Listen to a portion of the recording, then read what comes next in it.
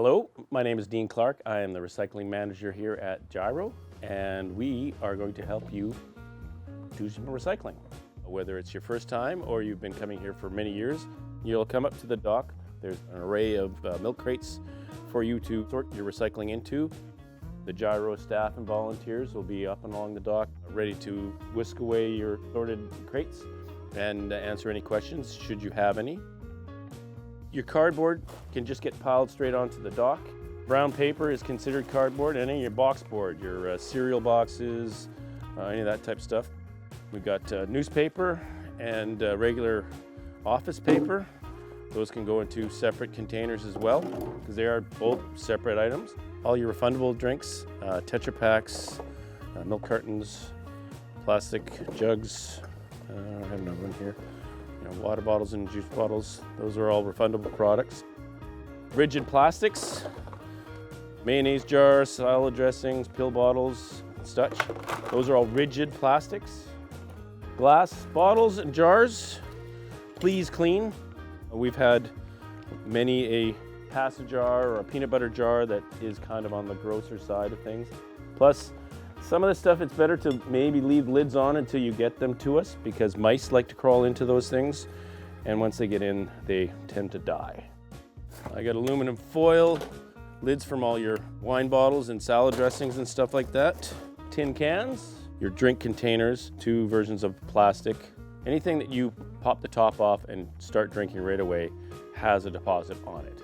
That's 10 cents, and that has always been a strong revenue generator for GIRO. Your creamers, your whipped cream, your soup Tetra Paks, we can take these. We have no problem taking these. There is no deposit on this, but that still is not a problem.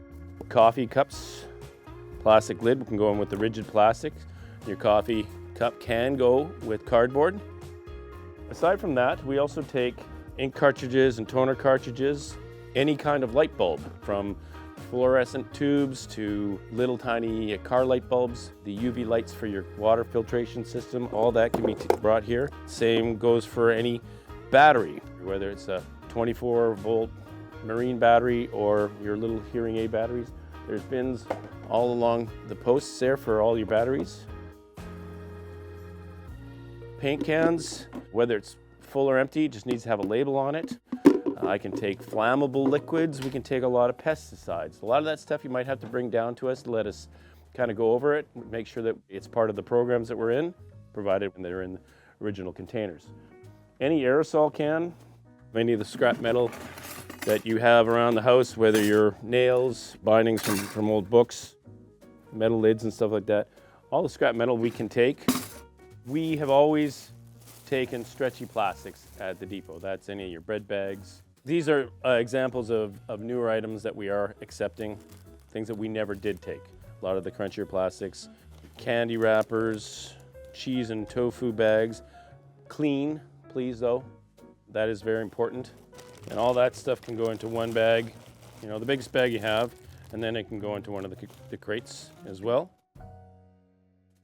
What you do curbside is single stream. You bring your stuff to us. As you can clearly see, it's multi-stream, because each one of these things is a different stream of recycling. And in order for us to process anything leaving the island, we have to separate that stuff. Part of what our goal is here is to help you with your recycling, but also offer you various alternatives so that you probably are reducing your recycling. Certainly when you look at the 4 R's, it's reduce, rethink, reuse, and then recycle. Recycle is the last R. You want you to be confident that when you're buying a product, that you're comfortable with how it's being presented, how it's packaged. You have all the power as a consumer. As you shop, do your best to try to be conscious when you're buying things, to try and stay away from some of this stuff. Just because we're taking stuff doesn't lessen the environmental footprint on any of this stuff too, because there still is energy being used to process a lot of this stuff. We will do the best to take whatever we can take. Certainly some stuff is going to cost us money, and we might ask you for a donation to help us out with some of that stuff. Some of the stuff we do make a little bit of money on, but we are providing a service to the community. A little bit of preparation before you come to the depot, you can get rid of all your recycling. A little bit of preparation before you go shopping, you can reduce your footprint then. Grab yourself your water bottle, make sure that you've got fresh water with you all the time instead of buying a plastic bottle at the grocery store. Travel coffee mugs, it's a good way to avoid a stack of coffee. If you have a coffee every day, you're gonna have a stack of these at the end of the month. Do your best to shop locally.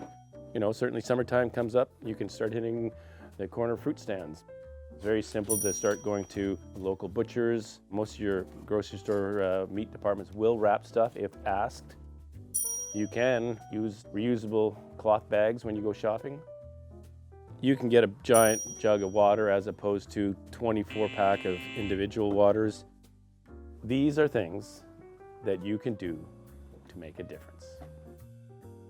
Our website, which is girodepot.com, you can get all sorts of information on what we can take, the variety of programs that we're involved in. There's further videos and information.